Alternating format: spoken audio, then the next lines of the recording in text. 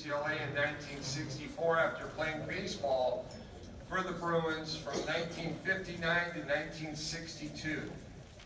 He was the captain and leading hitter during his senior year, when he also played every inning of every game. Most of his 79 years have been spent playing or coaching baseball at UC Riverside, UC Irvine, and for 30 years as the head coach at UCLA.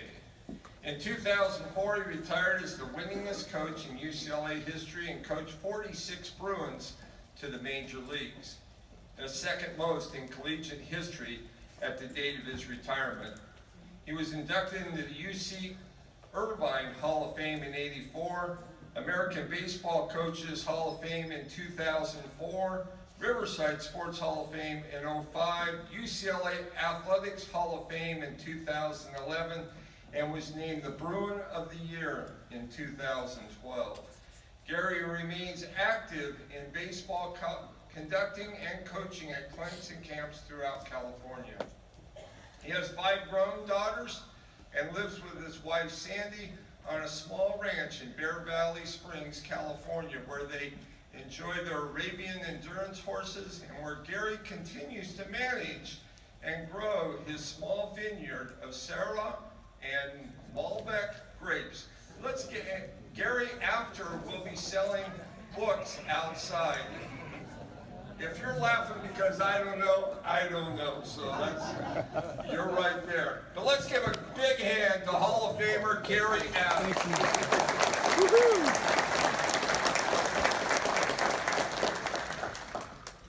Thanks, Mark. Wow.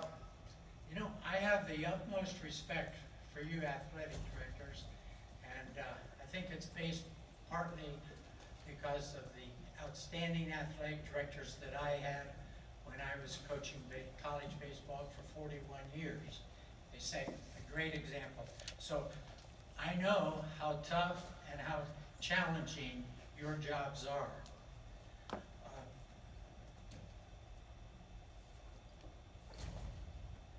Okay, this photo is, you all recognize, John Wooden. It was taken right after he had won his first national championship for UCLA in 1964. The faded inscription at the bottom, it's hard to read because it has faded. It says, "For Coach Gary Adams, who teaches my favorite sport. With best wishes always, John Wooden." His favorite sport was baseball. Most of you probably know of John Wooden's amazing coaching accomplishments. 2 of his biggest highlights were winning 10 national championships for UCLA and being voted by the Sports Writers of America as the greatest coach of the 20th century in all sports, and professional and amateur. In my opinion, John was also the greatest ex-coach in American sports history. After coaching at UCLA for 28 years, he spent the rest of his life teaching and speaking at schools, churches, and charities, businesses, and of course, to coaches. His main topic was mostly about leadership. In fact, in 2009, he was the first recipient of our nation's Ethics and Leadership Award. 6 years prior, he had already been awarded the highest honor a U.S. civilian can receive, the Presidential Medal of Freedom Award. John's pyramid of success is revered by his former players and by leaders across America. He has inspired thousands of us with his words of wisdom. I am one of the very fortunate people who became his close friend for the last 36 years of his life. We often talked about what it takes to become a better leader of young men and women. Coach Wooden would tell you that there are more than just 7 tips that he could give you for becoming a successful athletic director. But I have selected the 7 tips that I believe John would most want me to share with you today. Our first tip is, win respect by your example and by your character. Martin Luther King Jr. won the respect from so many of us. No one understood the importance of character more than he. Remember his famous speech? I have a dream that my 4 little children will one day live in a nation where they will not be judged by the color of their skin, but by the content of their character. When it comes to winning respect by one's character, I am also reminded of the athletic director who hired me at UCLA, J.D. Morgan.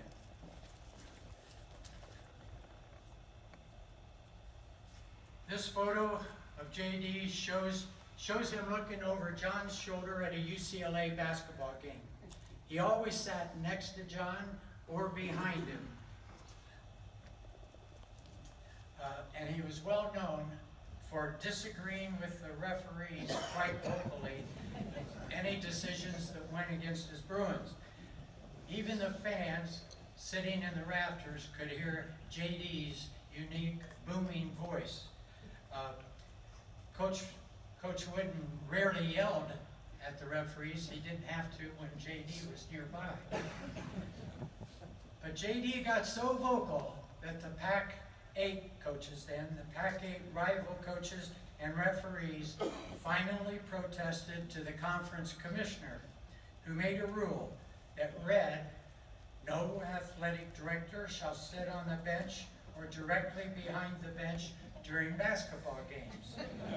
Everyone knew it was only because of one athletic director. In fact, it became famously known as the J.D. Morgan Rule. J.D. ran the UCLA athletic department like a Marine sergeant drill instructor ran his troops. He was a strict disciplinarian who rarely smiled. During my first couple of years with J.D., his philosophy seemed to be a simple one: win or else. I'll never forget a very scary meeting I had with J.D. in 1975, only a couple of days after coaching my first season at UCLA. I was 33 years old at the time. I went to my office and found a note attached to the door. It read, Gary, J.D. would like to see you, signed by a secretary. This was the first time that he had asked to meet with me personally. I was uncomfortable with the message. I poked my head into a couple of the other head coaches' offices and asked them, what do you think J.D. wants to see me for? They did a great job of reinforcing my worst fears. Gary, J.D. never meets with us privately unless it's bad. It can't be a good thing. My first thought was, will he fire me in only my first year on the job? Our team record wasn't that bad, nor was it that great. I wondered, was it good enough for my boss? Finally, I mustered the courage to walk into J.D.'s office and face the man who was known for his tough, abrupt, and no-nonsense personality.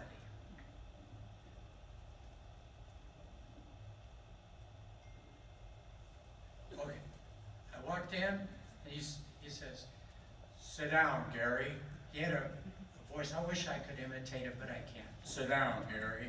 And he pointed to a chair right in front of his desk. Yes, sir, I replied rather meekly as I sunk into his chair. A placard on J.D.'s desk stared me in the face. It read, winning solves all problems. It was not an encouraging sign. Showing no hint of pleasantness, J.D. got directly to the point as he growled again. Gary, as you know, Coach Wooden has retired. We want to make him feel welcome to come back here to UCLA during his retirement years. I thought that since you are the rookie coach on our staff, I would ask if you wouldn't mind sharing your office with John when he returned to visit. Suddenly I was transformed from a fearful young man to the most relieved person in the whole world. So relieved that I lost all sense of the man who I was talking to. With a big smile, I replied, "How much do I have to pay you, J.D.?" There was no laughter or even a hint of a smile on the other side of that desk. But J.D. had my answer. In a second, he was standing up, saying, "Well, that takes care of that. Thanks, Gary," as he pointed me to the door. I left J.D.'s office feeling quite giddy. As I walked back to my office, I saw some of my fellow coaches huddled in the hallway. They were anxious to hear how my meeting went. "What did J.D. want?" they asked. "Well," I said quite casually, I said, "he just wanted to know if I wouldn't mind sharing my office with Coach Wooden." Almost in unison, they said, "Of course you said you wouldn't mind." "No, I told J.D. that I'd like to think about it. I said I would get back to him." I took pleasure in watching their jaws drop to the floor, and I waited as long as I could. They did not say anything. Anyway, I finally said, "Just kidding, guys, just kidding." Yes, fate was extremely kind to me. For all of my years at UCLA, I was grateful to J.D. for thinking that I would be an appropriate office mate for Coach Wooden.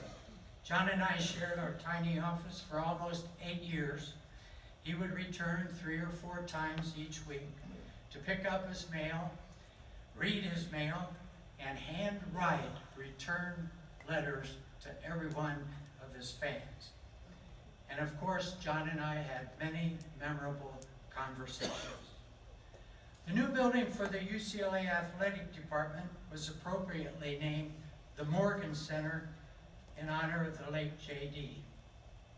What I learned from J.D. in the years after that scary meeting is that he seemed not to care about his reputation, but he did care about his character. I wish I would have asked Coach Wooden this question, but I didn't. Was it J.D. Morgan who inspired you to write these famous words? "You should be more concerned with your character than your reputation, because your character is who you really are, while your reputation is merely what others think you are." You athletic directors have to make difficult and sometimes very unpopular decisions.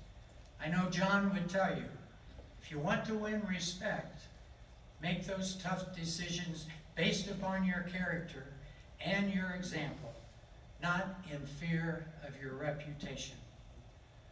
Although he didn't speak so of himself, history tells us that John Wooden is a prime example of character. When he served as the basketball coach and the athletic director at Indiana State University, he refused to participate in the 1948 National Basketball Tournament. Even though his team had won their conference championship, he refused to take his team to Kansas City for the playoffs because black players were banned from playing in the national tournament. John had a black player on his team. You might assume his player was a star on that team. He wasn't even a starter, and he didn't play much. And oh yeah, because athletic director John Wooden had won the respect of the nation and his fellow athletic directors, the very next year, those same athletic directors voted to abolish that bad rule. One of the first questions I ever asked Coach Wooden was this one: "Why the pyramid of success, John?" He answered, "It's true what they say, Gary. A picture is worth 1,000 words. I wanted a visual image of my philosophy, all on one page, so that my players knew exactly what I expected from them. on and off the basketball court, and also what they could expect from me. I asked them to tape it to the inside of their lockers so they could see it every day they came to practice. When John told me that, I really took his words to heart. So I created my philosophy in the image of a baseball. I called it the sphere of commitment. John told our coaches at UCLA more than once, a coach's primary function should not be to make better players, but to make better people. I always hoped that my sphere of commitment helped accomplish that task with my players.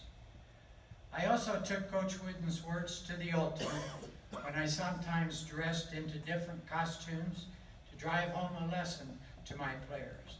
They seemed to remember my messages better when I painted a picture for them, even though they told me my costumes and stories were sometimes pretty corny.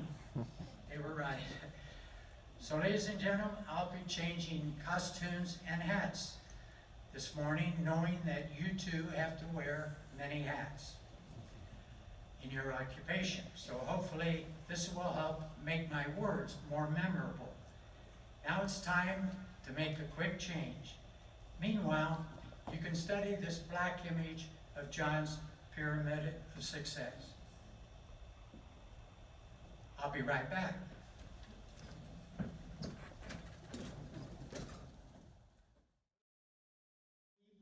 The basketball floor. Before every practice, he did that. I know.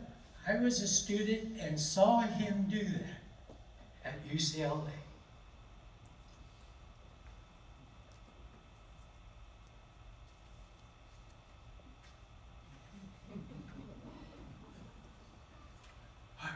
J.D. Morgan coached tennis while he served as UCLA's athletic director. He's famous for his irascible reputation, but also for his industriousness. In fact, I often picture J.D. as a man who wore his hard hat to work every day.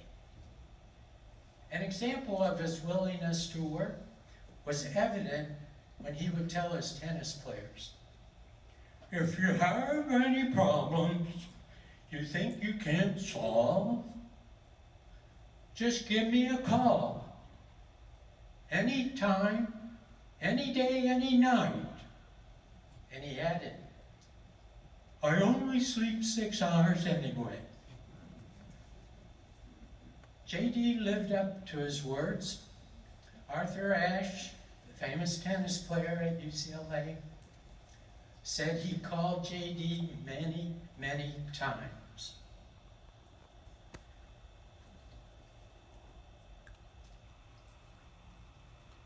Enthusiasm, that's a person who is the very epitome of industriousness. Chase Sutton, baseball fans probably knew that. Probably he will be a baseball Hall of Famer. That's not him sliding into the infielder. He was famous for his slides also. He's the one turning the double play. Chase played every game and every practice like it was his last. At practice, I'd hit him ground balls, and he would say, "One more, coach," and I'd hit him one more, and then he would yell it again. I thought I was pretty industrious, but I was no match for Chase Utley. When he played for the Phillies and Dodgers, his home fans loved his work ethic. One of his Phillies coaches said this about Chase and his hard work: "Some turn up their sleeves. Some turn up their noses. and others turn up their sleeves. Chase Utley always turned up his sleeves. Now let's look at the other.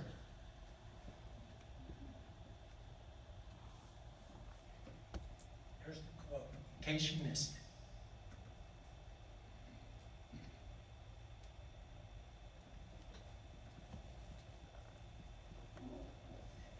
Coach Wooden liked enthusiasm. So he recommends for success to be enthusiastic. Enthusiasm brushes off on those with whom you come into contact. You must truly enjoy what you are doing, he added.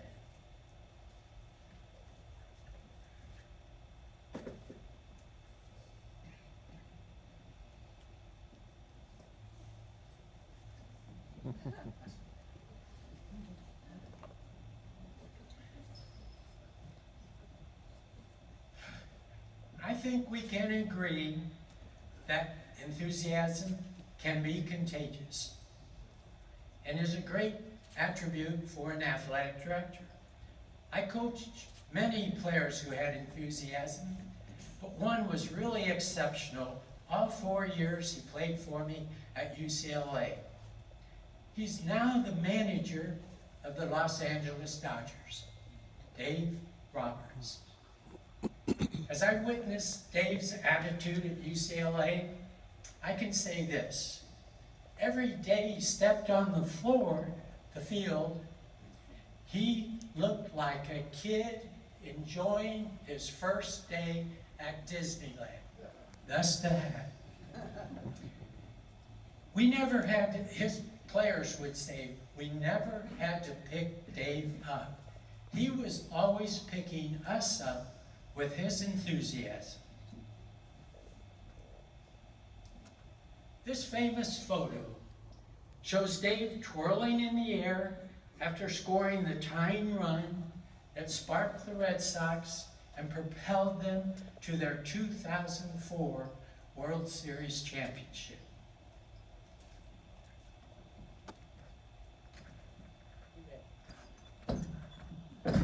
Yes! We're going to Disneyland!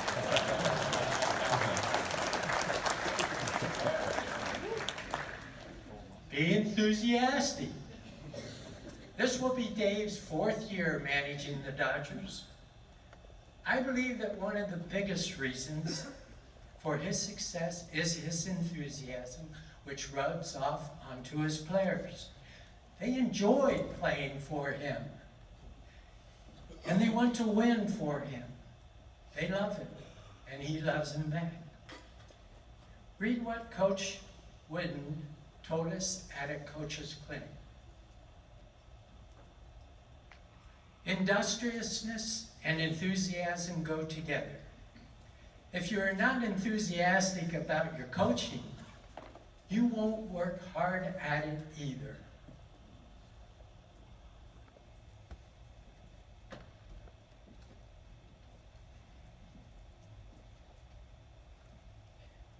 John told me his main reason for retiring. He said, Gary, I lost my enthusiasm for coaching. Yes, I could have gone through the motions, teaching my players every year how to put their socks on properly, how to tie their shoestrings properly. But you know what? I was getting tired of putting my own socks, tying my own shoelaces every day for practice. I knew in my heart I would not be in my work. My heart would not be in my work. It wouldn't have been fair for me to ask my players to be enthusiastic about playing if I weren't enthusiastic about coaching them.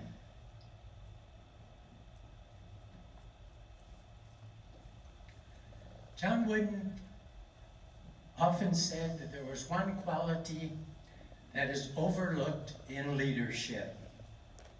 What do you think? It's only one of those up there. One of those is the most important.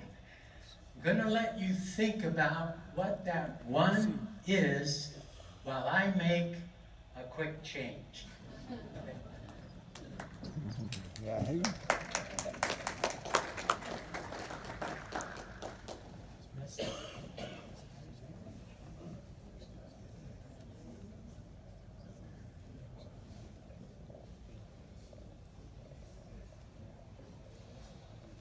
Hi, everybody. You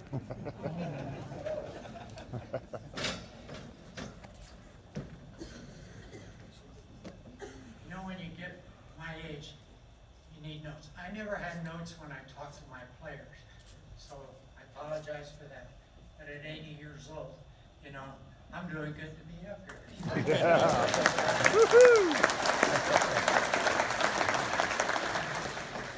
Well, when John said one quality that is overlooked in leadership is the ability to, how many of you, raise your hand and said memorize? Okay, how many of you say smile? Well, that's good, okay. How many of you say listen? That's the unanimous winner and good. You guys are right. He said it was the ability to listen. In 2008, when John was invited to speak to a group of business owners, the first tip he gave them was, be a great listener. He said, you must listen if you want to be heard. Then he added, especially to those under your supervision. John also said, there are 3 types of listeners.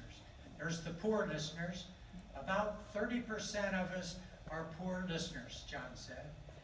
Then he said there's the mediocre or average listener.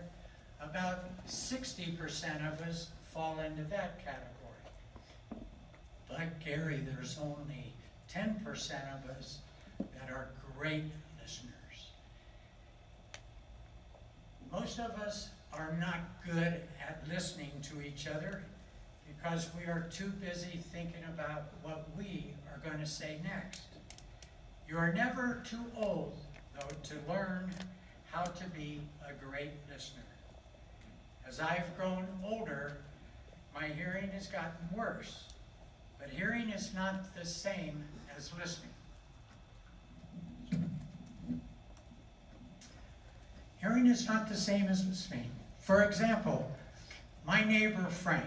The other day I was out working in my yard and Frank came running up to me, hollering excitedly, Gary, I just bought a new hearing aid. It cost me $11,000, but it's state of the art, the best they make. I said, what kind is it? He said, 430.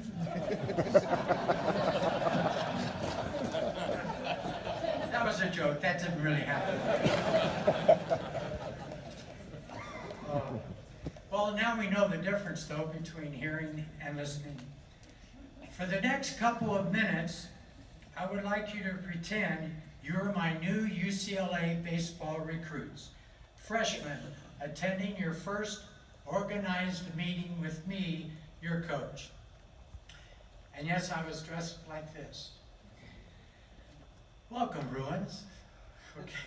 UCLA's wise basketball coach, John Wooden, often reminded his players, it's what you learn after you think you know it all that's most important. He's right, you know. Just because you graduated from high school doesn't mean you know it all. This cap and gown and this diploma that you held in your hand, it only means there's a lot more for you to learn. And being a great listener is the key to learning. If you want a diploma from UCLA, you must practice listening in your classes. That's how you become a better student. It's just like when you practice baseball on the field, you become a better player. I also want my players to be quick thinkers. I want every time a ball is hit to you, I want you to know just exactly where to throw it.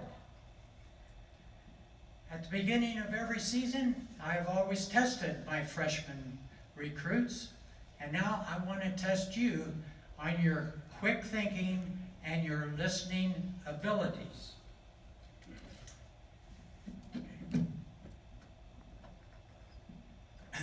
Here's one of the tests that I gave last year. Okay, I'm going to ask you some questions, and I want you to answer as quickly and as loudly as you can. Okay, first question. Okay, what is the color of the diploma I'm holding in my hand? White. That was very average. I want, you know, I want you to be quicker and much louder. I know you can do it. I want to hear some real noise out there, okay? Okay, so let's start all over. What is the color of the diploma I'm holding in my hand? White. White. What color is my cap? White. What color is the tassel on my cap? White. Okay, and what do cows drink? Milk.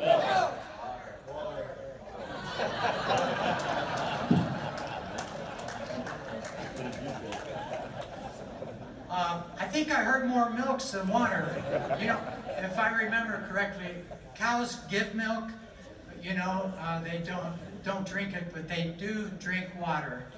Okay.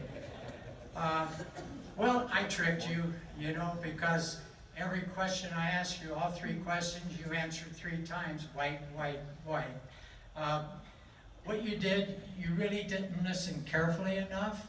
And boy, you really didn't think at all. So you needed, if I'd have just come up to you and said, hey, Judy, what do cows drink? You'd probably say water, you know. But see, you were misled by your coach. Okay, anyway, I tricked you. As I told you before, I want players who are quick thinkers. To be a Bruin is to be a smart, quick-thinking player who is a great listener. And ladies and gentlemen, that's a very shortened version of the meeting I would hold yearly with my players. I hope you can hang in there with me for the rest of my talk and be great listeners. Now it's time to change into a more appropriate uniform so we can get to John Wooden's 5th tip for an athletic director. Meanwhile, read this and give it some thought, okay? I'll be right back.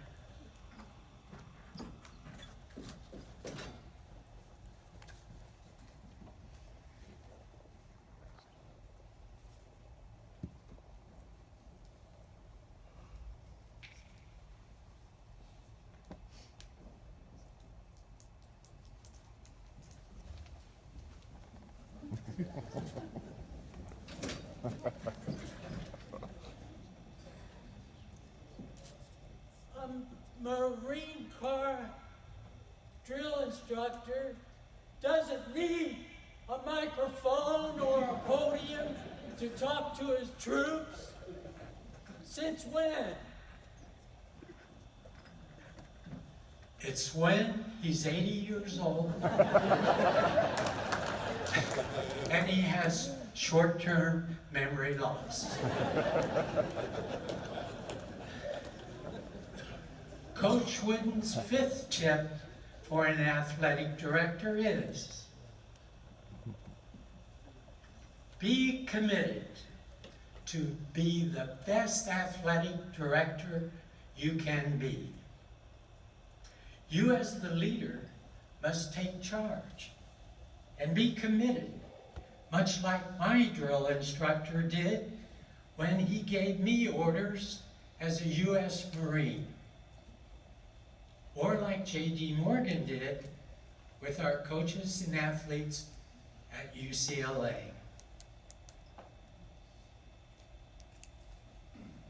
The dictionary says commitment means you are bound to something, both intellectually and emotionally bound to something. This does not mean that you are simply involved. You see, the difference between being involved and being committed maybe is like what you had for breakfast today with your bacon and eggs. The chicken was involved. The pig was committed.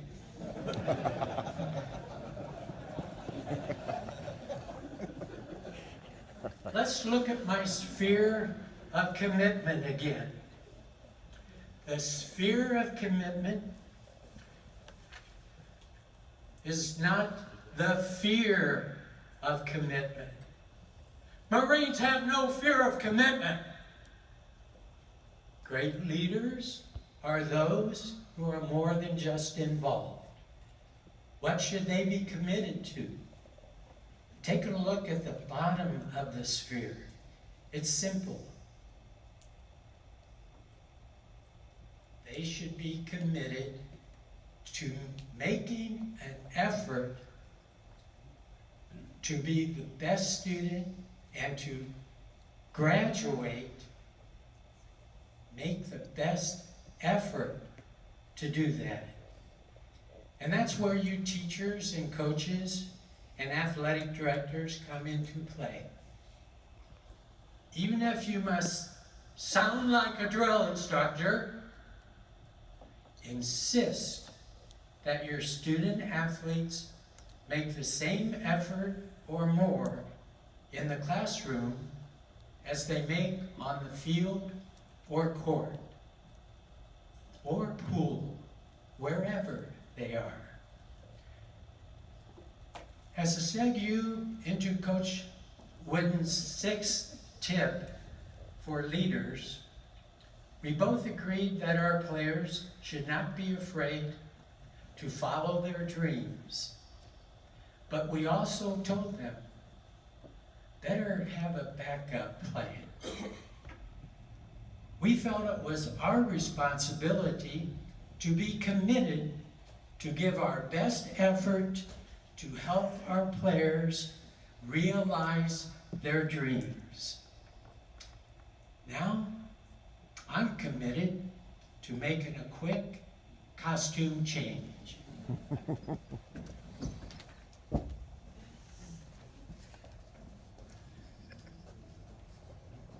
Tell you what, he looks good for AU. Still fitting this uniform. God. I had already Googled him before he said he was 80 to see how old he was after he jumped off the stage the first time. Does he jump off the stage? Okay. Our sixth tip is believe in yourself.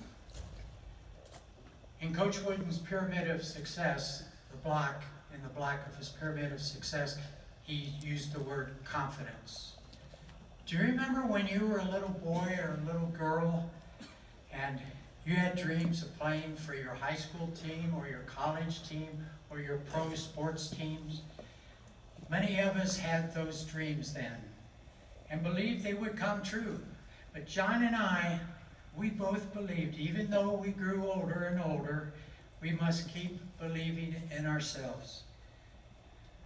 This story about a little farm boy perfectly illustrates our sixth tip, believe in yourself. Sandy, will you please come out and provide a little background music for us?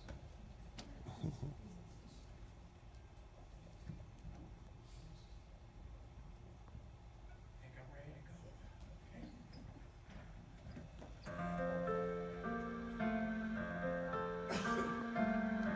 Little boy, little farm boy in a baseball hat, stands in the field with his ball and bat. Says, I am the greatest player of them all. Puts his bat on his shoulder and tosses up his ball. The ball goes up, and the ball comes down, and he swings his bat all the way around. The world's so still, you can hear the sound when the baseball falls to the ground.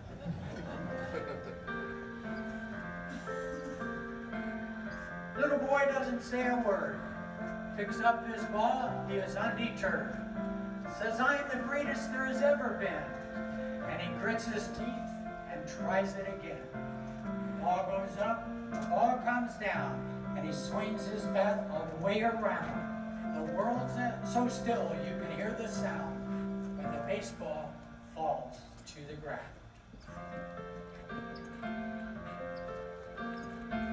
Now he makes no excuses, he shows no fear, he just closes his eyes and listens to the cheers. Little boy pulls down his hat, picks up his ball, stares at his bat, says, I am the greatest, now the game is on the line. And he gives his all one last time. The ball goes up, and the moon shines bright, and he swings his bat with all his might. The world's as still can be, when the baseball falls, and that's strike three.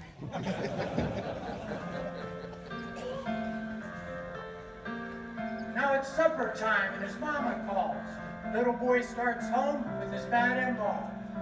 Says, I am the greatest, and that is a fact. That hitter didn't know I could pitch like that. Woohoo!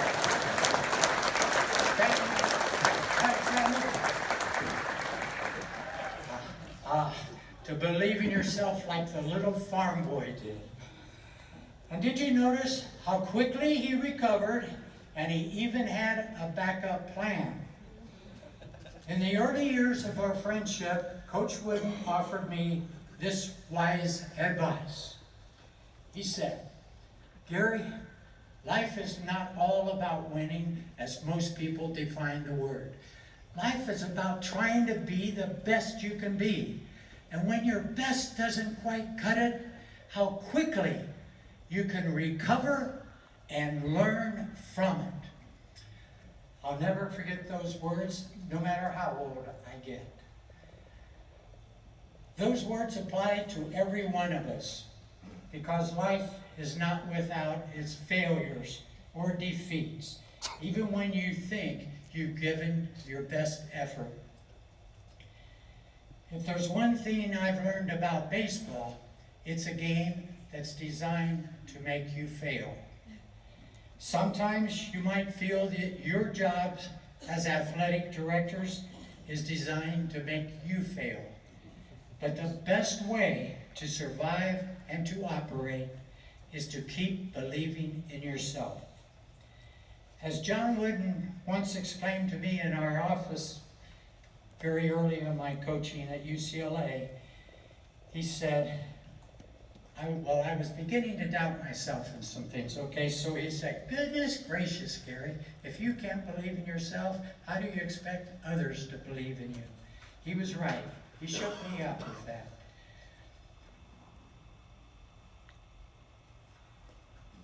Things turn out best for those who make the best of the way things turn out.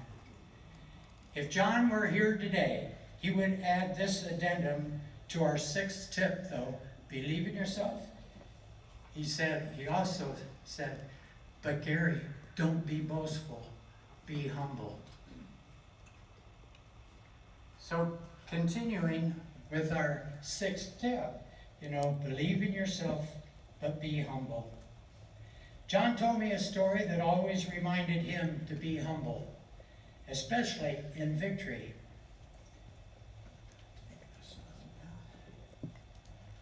John said, Gary, I have to admit, I was elated after we won our first national championship, beating Duke in the final game by 15 points. We had just finished our season undefeated. We had won 30 games in a row. I was feeling pretty good about myself, as he patted himself. The next morning, it was Easter Sunday. Nell and I were going to church. Nell is John's wife. We were waiting for the bus, and in front of our hotel, I was still feeling pretty good about myself.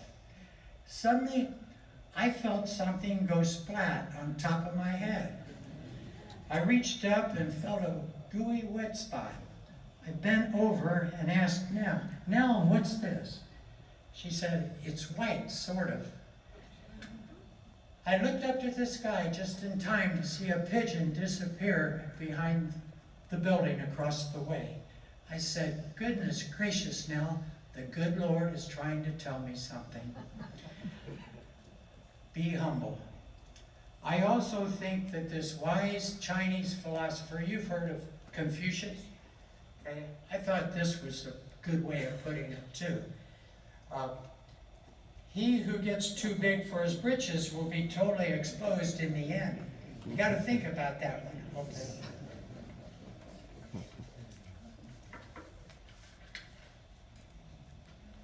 There is one final addendum to our 6th tip, okay? And here it is. Well, that comes a little later, but anyway.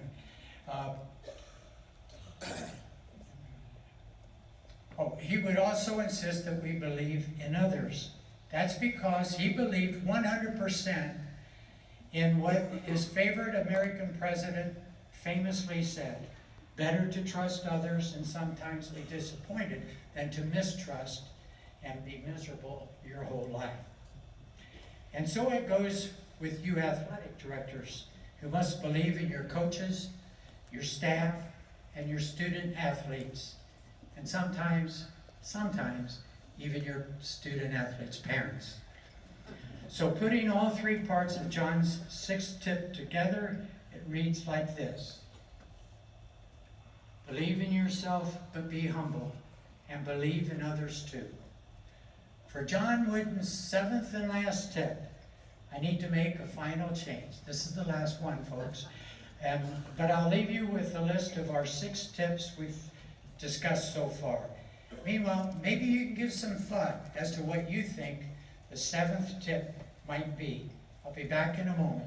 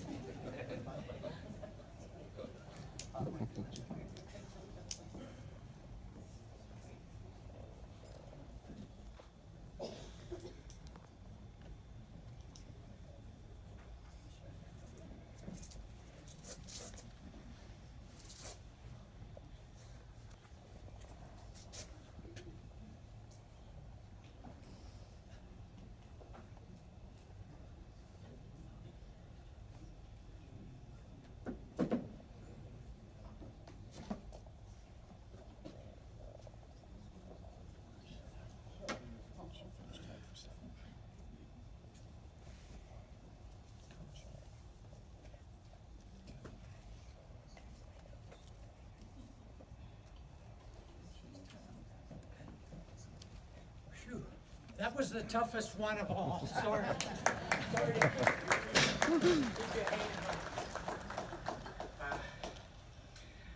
Actually, I took off more clothes than I put on. So our 7th tip is show you care, show your love. In a speech John gave to a group of high school teachers and administrators, he began his closing remarks with these words: help those under your supervision feel that you care about them personally. Don't just tell them you care, show them that you care. Then, to emphasize his message, he ended his speech with a quote by former President Teddy Roosevelt. People don't care how much you know until they know how much you care. On John's 86th birthday, I asked him, how did you feel about your players? Did you love them? He said, well, Gary, I'll put it this way. I liked them all differently, but I loved them all the same. It took me a while to really understand John's answer, but then I thought of my 5 daughters and how I would react if any of my players came calling on them. I thought of those players who I would welcome and be happy to invite inside, and others, well, others not so much. Maybe have my shotgun handy. Okay. You see, like John, I like them all differently, but I love them all the same. Shortly before John passed away,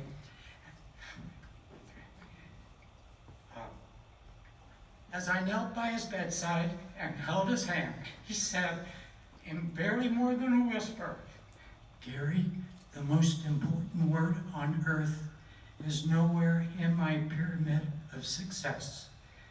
I wish I would have put the word love somewhere."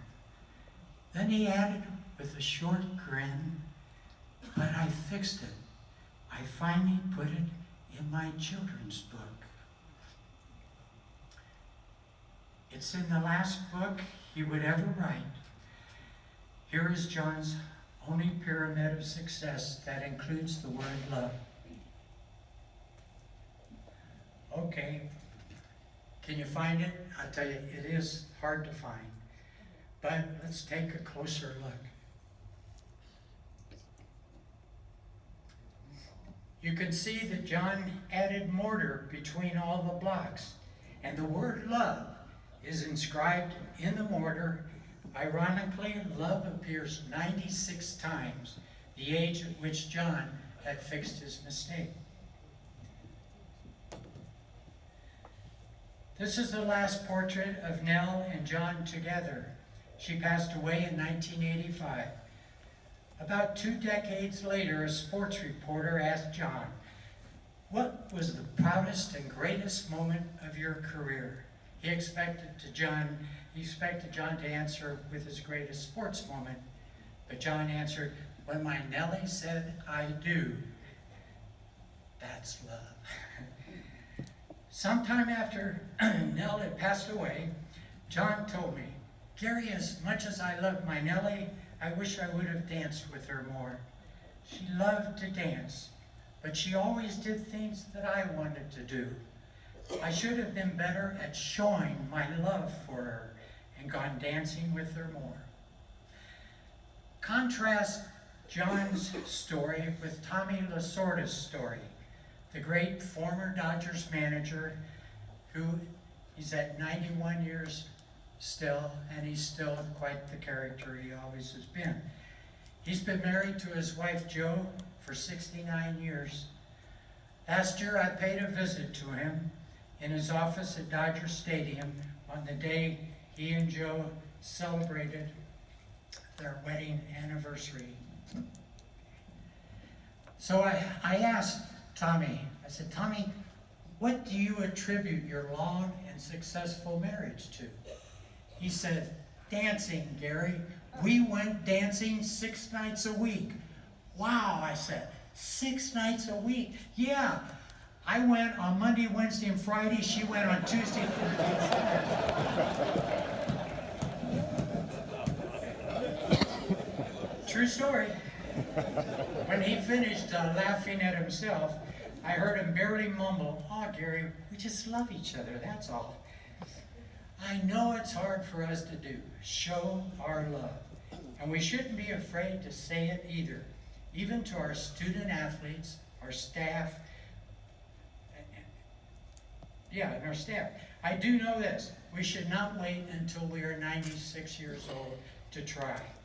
Like John, I didn't learn this lesson until later in my coaching years. Because of John's influence, I added the word love to my sphere of commitment.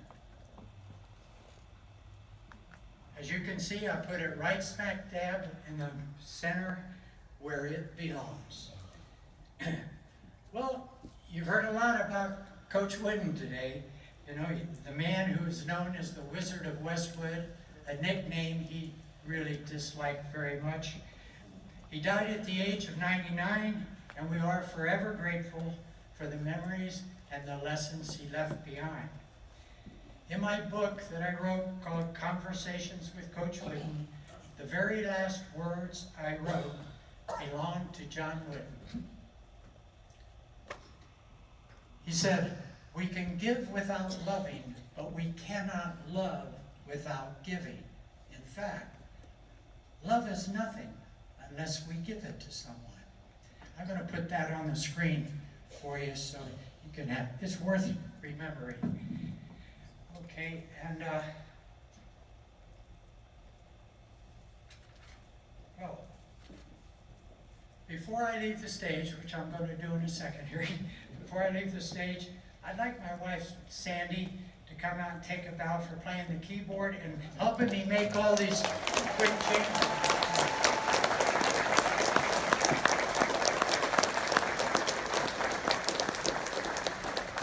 And let's also thank the man who appeared twice on stage and who is indeed a U.S. Marine, my twin brother, Gene Adams.